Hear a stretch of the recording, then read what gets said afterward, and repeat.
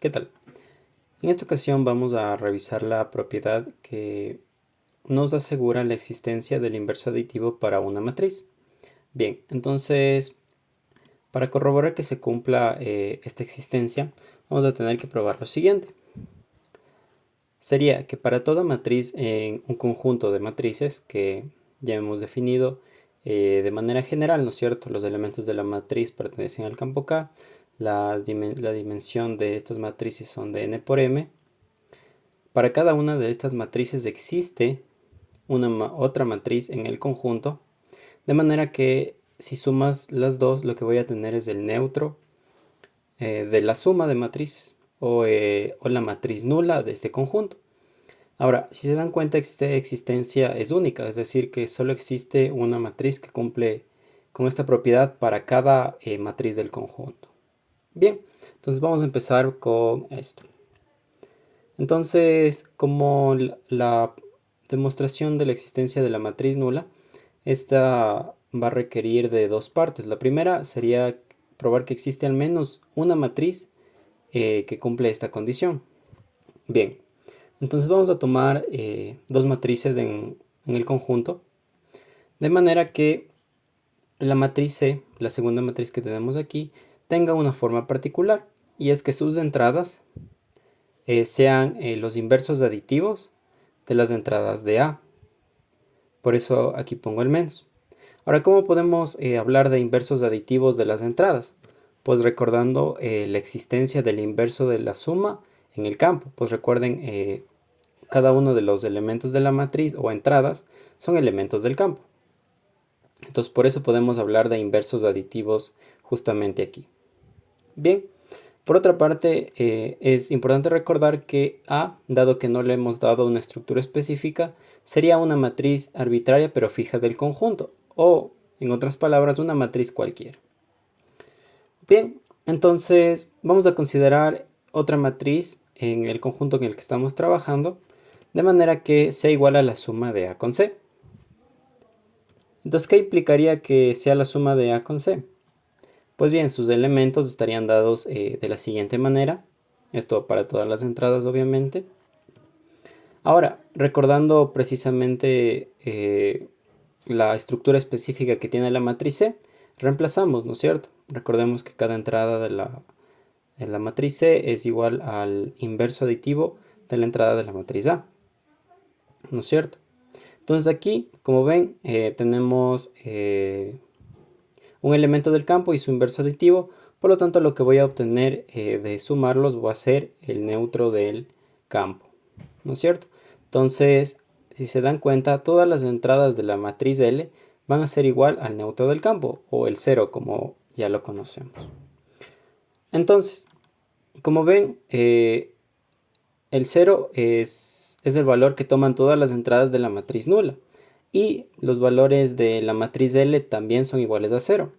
Por lo tanto, si unimos eso al hecho de que estas matrices tienen las mismas dimensiones, pues recuerden, hablamos de una matriz nula en este conjunto, nos permitiría concluir finalmente la igualdad de matrices, ¿verdad?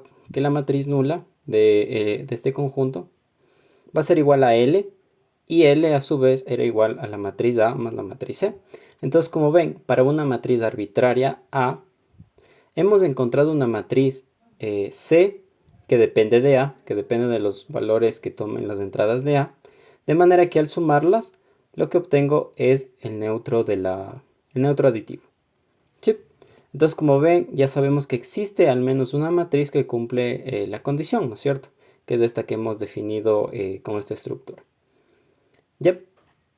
Entonces, el siguiente paso sería demostrar que esta matriz, o ver que esta matriz es única.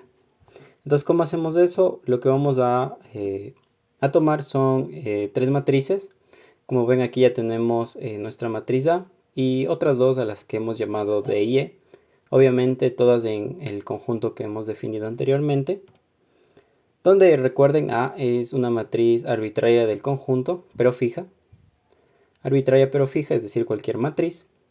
Por otra parte, vamos a decir que la matriz D y E cumplen estas condiciones, a las cuales he enumerado con 1 y 2.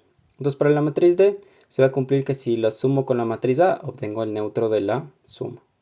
Por otra parte, si sumo A con la matriz E, voy a tener el mismo resultado, ¿verdad? Entonces, como ven, lo que estoy diciendo es que para dos matrices, que todavía no sé si están relacionadas o no, se cumple la condición que provee en la existencia. Bien, entonces lo que tendría que lograr es que estas matrices sean iguales para hablar de que sea única la matriz que cumple con la condición que vi en la primera parte.